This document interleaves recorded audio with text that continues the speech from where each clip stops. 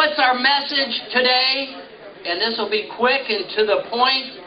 Our message from the Circle of Friends is a wake-up call for all of America and those who wish to lead it to put veterans first. Hi, my name is Ernest Jackson, and I'm the program director at Prodigal House Treatment Center in South Minneapolis. And what does the Prodigal House do? The Prodigal House is a home for recovering veterans and non-veterans. We practice relapse prevention, and we also have a 44-bed homeless program for transitional housing. And have you been seeing more of your homeless population be vets themselves? Has that been the pattern over the last couple of years? Well, at first the pattern had dropped off, but since the recent comeback of the Desert Storm vets and now the Iraqi vets, we're beginning to project that it's going to be quite a few veterans coming back, and we're going to need the room for them. In terms of, being a homeless vet as opposed to just a homeless individual, does that pose any unique challenges to an organization like yours dealing with vets as opposed to others? Well, financially, it always poses a problem because generally the county or the state will take care of normal homeless people, but in the veteran situation, it's expected most of the time that the VA hospitals and the government take care of their own. And what's been the response so far in terms of trying to obtain additional funding to help with these individuals? It's been hard because there have been cutbacks and the money is going in the other directions. And what we're advocating for now is that they continue to see that the veterans helped us. We need to help them, and we need to get some of that money back to the guys that need it.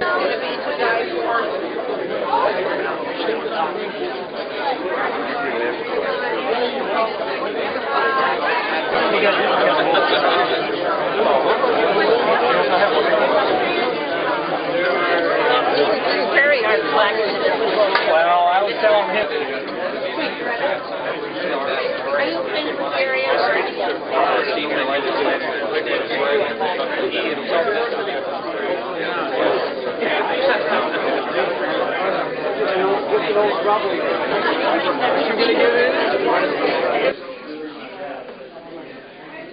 So what? This was going to be a good convention? Huh? Thank you, girl.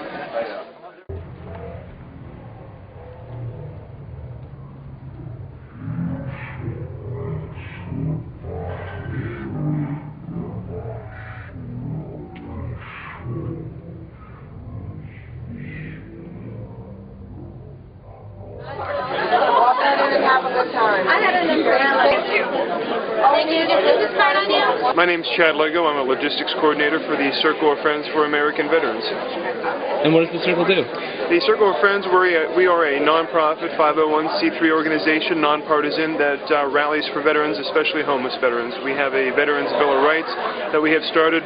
We are hoping that it finds legislation, finds some legs, and the Veterans Bill of Rights entails allocating more funds from the VA for the nonprofit transitional facilities, asking $30 to a $60 a day per diem for the homeless veterans, and also the new era of veteran coming back from the desert with PTSD issues as well as TBI, the traumatic brain injury, that they have the adequate resources that they need at the VA to get help they deserve.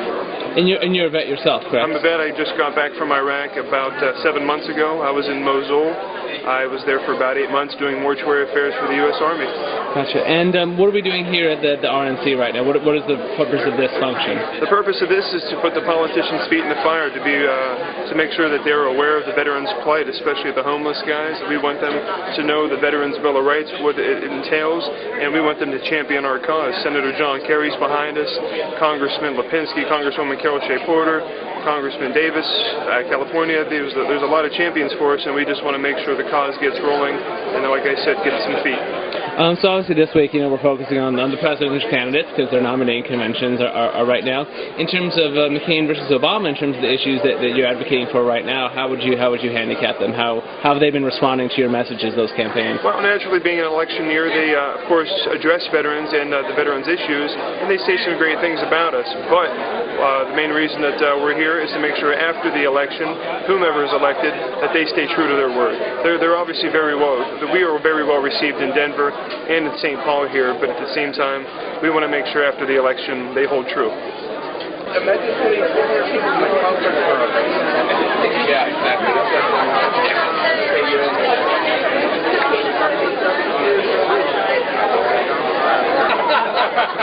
He's also president of the Circle of Friends for American Veterans and the publisher of Veterans Vision.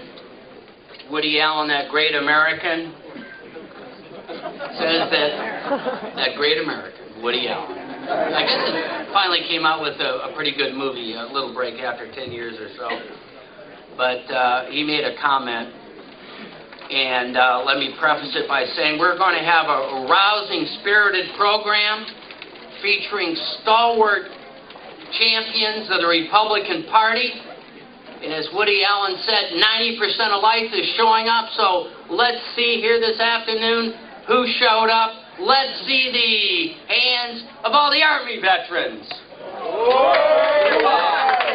How about the Navy? United States Marine Corps.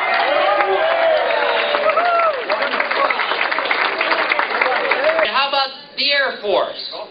Members of the Air Force.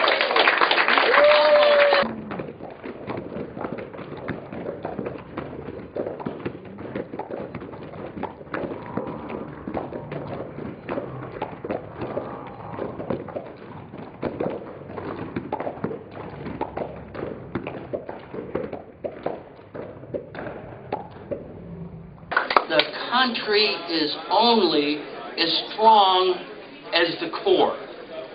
The veterans are the core. We take care of the veterans and we take care of the core. But when we still have 200,000 men and women who served in American uniform who are on our streets tonight, and we're still not taking care as well as we should of the returning troops, it's time that we did better to put veterans first. Put veterans first. In the current war zone, there is no safe haven. No time, no place, nowhere. So is it any wonder there are 400,000 of these valiant warriors who come back with some degree of post-traumatic stress disorder. The government is doing the best it can. They need to do a lot better. The Government Accountability Agency says 1/2 of the VA centers don't provide counseling for PTSD. And 6 of the 7 that do can't handle the caseload. So it's time to get rolling. As an Army guy, I like to keep it simple there. Keep veterans first. Now, in reality, we know the veterans aren't in the top 10, aren't in the top 20, aren't in the top 30. We're saying move them up for this great country.